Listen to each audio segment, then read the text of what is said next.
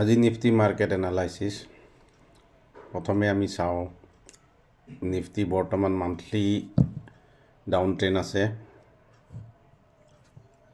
Weekly last উইকত recovery হ'বলৈ try কৰিছে। Daily কেণ্ডেলত doji হৈ আছে, গতিকে মাৰ্কেটে এতিয়া আপ ট্ৰেণ্ড হ'বলৈ চেষ্টা কৰি আছে।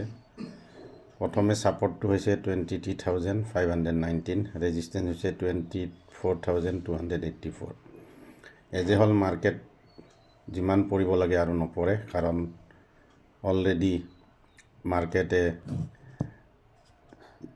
যিখিনি ৰিকভাৰী কৰিব লাগে কৰিলে, গতিকে মাৰ্কেট ছাইডৱে হয় পিছলৈ বুলিছ হোৱাৰ চান্স আছে। গতিকে ফুল্লি বিয়াৰিছ হোৱাৰ চান্সটো কম, কাৰণ মান্থলি যদি চাৰ্টখন চাই বিয়াৰিছৰ মানে চেলাৰটো কমি আহি আছে। গতিকে আল্টিমেটলি মাৰ্কেট আপ ট্ৰেণ্ড ল'ব।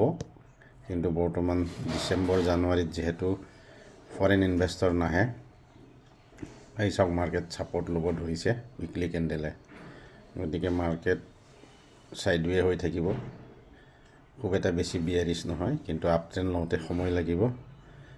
বাজেট নোযোৱালৈকে, বাজেটত যদি পজিটিভ নাহে তেতিয়ালৈকে সম্পূৰ্ণ বুলিছ নহয়, কিন্তু সম্পূৰ্ণ বিয়াৰিছো নহয়, আল্টিমেটলি ছাইডৱেতে থাকিব। গতিকে মাৰ্কেট বায়াৰসকল সাৱধানে থাকিব লাগিব, কাৰণ থিতা দিকেতো হ'ব। গতিকে ইনভেষ্টমেণ্ট সৰু সৰুকৈ কৰিব পাৰি এতিয়া, আৰু বাকী বাজেটলৈ ৰৈ থাকক, তাৰপিছতহে ইনভেষ্টমেণ্টৰ কাৰণে ভাল এটা বুলিছ মাৰ্কেট পোৱা যাব।